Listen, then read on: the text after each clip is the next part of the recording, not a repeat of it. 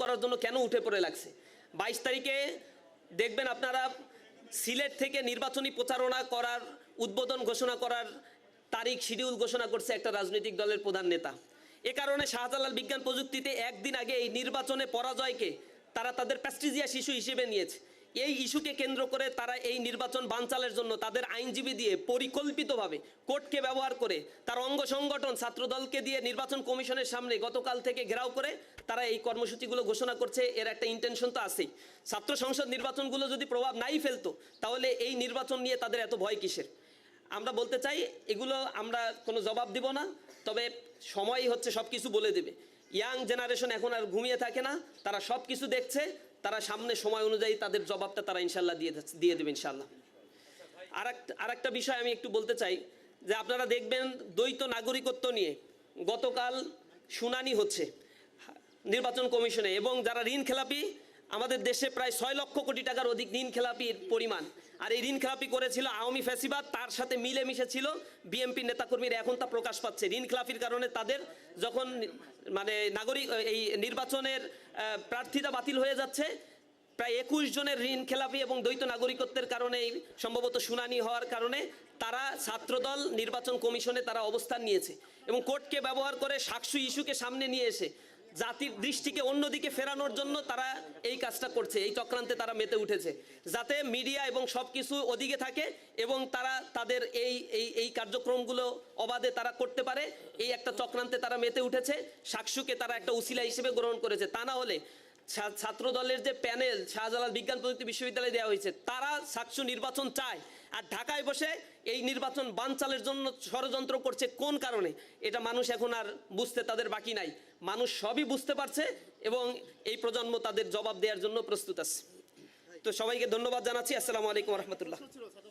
নির্বাচিত হওয়ার পর প্রথম মনে হয় সংবাদ সম্মেলনে আসছেন। তো ছাত্র শিবির নিয়ে আমরা এর আগে যত ন্যারেটিভ শুনেছি বিভিন্ন সময়, বিশেষ করে সারা দেশের মানুষ ছাত্র শিবিরকে একটা ভয়ঙ্কর কিছু মনে করত, কিন্তু 5 আগস্টের পর আমরা ছাত্র শিবিরকে নতুন ছাত্র শিবির দেখছি। আসলে ছাত্র শিবির এত ভালো হয়ে গেল কি করে? বিষয়টা না, ছাত্র শিবির আজ সবসময় ভালো ছিল। ছাত্র শিবিরকে মিডিয়া ফ্রেমিং করা হয়েছে দীর্ঘ সময় ধরে। ছাত্র শিবির 90-এর দশকে যত ছাত্র সংসদ নির্বাচন হয়েছিল কলেজ আর বিশ্ববিদ্যালয়গুলোতে আপনারা খোঁজ নিয়ে দেখবেন, সেখানে ছাত্র শিবির বিজয় অর্জন করেছিল। তো কী কারণে করেছিল? তখনও ছাত্র শিবির ভালো ছিল, তাহলে মাঝখানে ভালো ছিল না কারণ কাজ করতে দেয়নি, মিডিয়ার কাছে আমাদের যেতে দেয়নি, আমাদের কর্মসূচিগুলো যা পালন করেছে মিডিয়ায় আনতে দেয়নি। আমাদেরকে যখন কোনো তালিম থেকে ধরে নিয়ে যাওয়া হতো জঙ্গি মামলা দিয়ে দেওয়া হতো, মিছিল থেকে অধিকার আদায়ের মিছিল থেকে আমাদেরকে গ্রেপ্তার করা হতো, আমাদেরকে বলতো আমরা রাষ্ট্রবিরোধী কার্যক্রমে লিপ্ত। এভাবে করে জাতির সামনে মিডিয়া ফ্রেমিং করে আমাদেরকে উপস্থাপন করা হয়েছে। আজ ইসলামী ছাত্র শিবিরের কর্মসূচি 1977 সালে যেমন ছিল এখনও তেমনই আছে। আমরা কোনো নতুন কিছুই করছি না, একই কাজের ধারাবাহিকতাই আমরা বজায় রাখছি। শিক্ষার্থীরা আমাদের কাজগুলো অ্যাপ্রিসিয়েট করছে, আমাদের সাথে শিক্ষার্থীরা ছিল, আমাদের সাথে শিক্ষার্থীরা আস্থা রাখছে। ইনশাআল্লাহ তারা আমাদের পক্ষে থাকবে।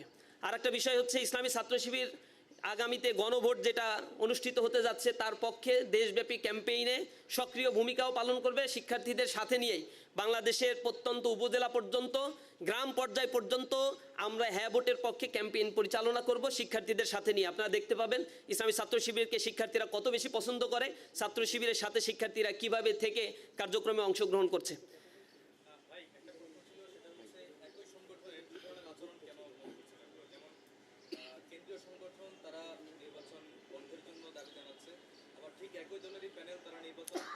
এটা আমি বলে ফেলছি, এই দ্বৈত স্ট্র্যাটেজি তারা শুধু এই কারণেই করেছে, তাদের মেইন দলের লেজুর ভিত্তি বা পারপাস সার্ভ করা তাদের একটা উদ্দেশ্য।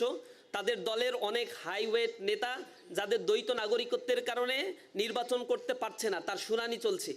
এতে একটা প্রেশার ক্রিয়েট করার জন্য নির্বাচন কমিশনের সামনে তারা দিনব্যাপী অবস্থান নিয়েছে।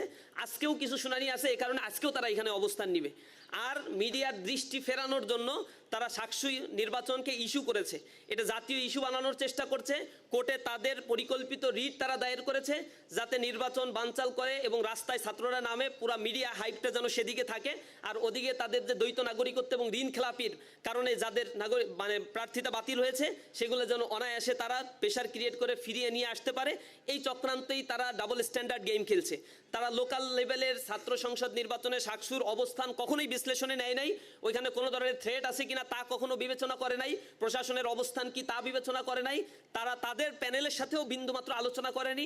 কোনো ধরনের প্রচারণায় 20 দিন ধরে ছাত্রদল শাহজালাল বিজ্ঞান প্রযুক্তিতে অংশগ্রহণ করে নাই। তার মানে এটা তাদের ইন্টেনশনালি, ইচ্ছাকৃতভাবে তারা এই পরিকল্পনা করেছে শেষ সময় এসে রিটের মাধ্যমে তারা আদালতকে ব্যবহার করে এই নির্বাচনকে বানচাল করবে। এই কারণে তারা কোনো ধরনের প্রচারণায় অংশগ্রহণ করে নাই। এগুলো তাদের স্পষ্ট ছাত্রদের সাথে তামাশা করার শামিল। সারা বাংলাদেশ ব্যাপী আজকে ছাত্ররা তাদেরকে বিনা কারণে বয়কট করে নাই, তাদের এই কর্মকাণ্ডের কারণেই তারা সারা বাংলাদেশের সকল শিক্ষা প্রতিষ্ঠান থেকে তারা বয়কট হয়েছে। তা আপনাদের সবাইকে অসংখ্য ধন্যবাদ জানাচ্ছি। আসসালামু আলাইকুম রহমতুল্লাহ।